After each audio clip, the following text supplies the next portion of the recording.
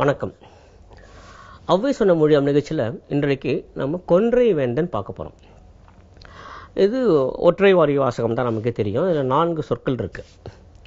சீரை தேடின் ஏரை தேடு அப்படிங்கிறது தான் இந்த வாசகம். 29வது வாசகம். கொன்றை வேந்தனில் 29வது வாசகம் சீரை தேடின் ஏரை தேடு. இந்த இன்றைய இளைஞர்களுக்கெல்லாம் பொதுவாக தமிழ் அந்த அளவுக்கு பரிச்சயம் இல்லைங்கிறதுனால பல பேர் கேட்குறதே உண்டு. அதனால் சீரைன்னா என்னங்க அப்படின்னு கேட்குறது உண்டு பல பேர். அது சீரை இல்லை, சீர் தான். அது சீர் தேடின் ஏர் தேடு அப்படிங்கிறது தான். அந்த வேற்று உறுப்பை சேர்த்து சீரை தேடின், சீர் என்பதை தேடின் அப்படிங்கிறதுக்காக அது அர்த்தம் வர ஒன்றுமே இல்லை. ஆனால் பல பேர் படிச்சுட்டு கேட்குறது உண்டு, சீரைன்னா என்னங்க அப்படின்னு. இல்லைங்க, சீர் என்பதை அப்படிங்கிறத அவங்க சேர்த்து சொல்லியிருக்காங்க.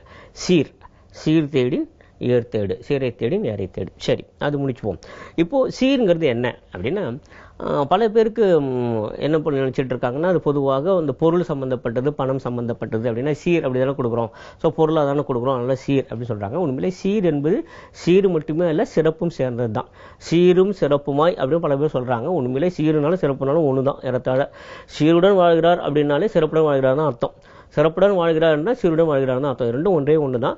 அது எப்படின்னா வேற ஒன்றுமே இல்லை. இன்றைக்கி தான் எல்லாத்தையும் நீட்டு மொழிக்கு சொல்லக்கூடிய பழக்கம் வந்ததுனால எல்லாம் இப்போ சொல்கிறாங்களா, வேண்டி விரும்பி கேட்டுக்கொள்கிறேன் அப்படின்னு. கேட்டுக்கொள்கிறேன் சொன்னாலே போகிறோம். அதனால் வேண்டி விரும்பி கேட்டுக்கொள்கிறேன் அதெல்லாம் வேண்டாம். அதே மாதிரி தான் இதுவும் சீரும் சிறப்பும் அப்படிங்கிறதுலாம். இந்த சீருங்களில் சிறப்பு அடங்கி இருக்கிறது. சரி, இந்த சீரை தேடின் ஏரை தேடு.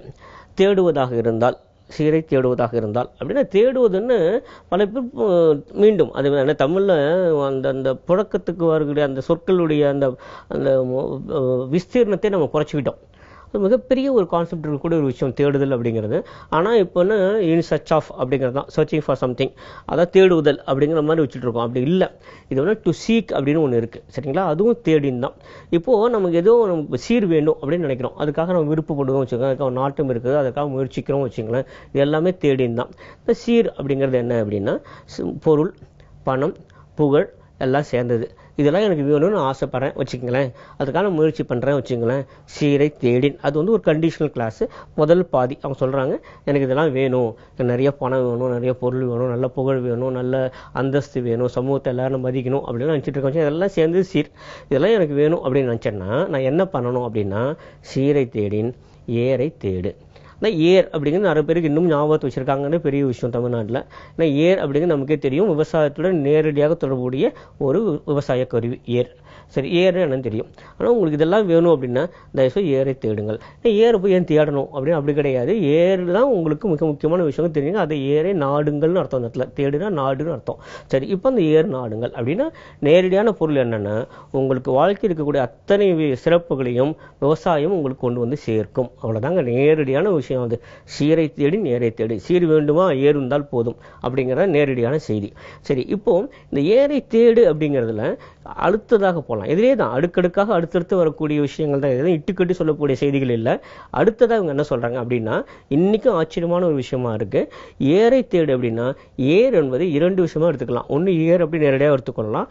இன்னொன்று ஏர் என்பது விவசாயிகளுக்கான ஒரு கருவி என்பதை விட உழைப்பினுடைய ஒரு சின்னமாக எடுத்துக்கிட்டோம் வச்சுங்களேன். இதான் விவசாயம். உழைப்பினுடைய சின்னம் எது அப்படின்னா ஏர். இப்போ கூட பார்க்குறோம், ஏர் உழவன் அப்படின்னு சொல்லிட்டு பல இடங்களில் பார்த்துருக்கோம். அது என்ன அப்படின்னா, உழவன் உழைப்பாளி, உழைப்பின் சின்னம் ஏர். ஆக ஏர் என்பது உழைப்பு அப்படின்னா, இப்போ பாருங்களேன், உங்களுக்கு சீர் வேண்டுமென்றால் தயவு செய்து உழைப்பதற்கு தயாராக இருங்கள். என்ன அருமையான ஒரு செய்தியிலிருந்து ஒரு பாருங்க. சீரை தேடின் ஏரை தேடு. உங்களுக்கு எதில் சிறப்பு வேண்டும், பொருள் வேண்டும், புகழ் வேண்டும் என்று நீங்கள் நினைத்தால் தயவு செய்து கடினமாக உழைப்பதற்கு தயாராக இருங்கள்.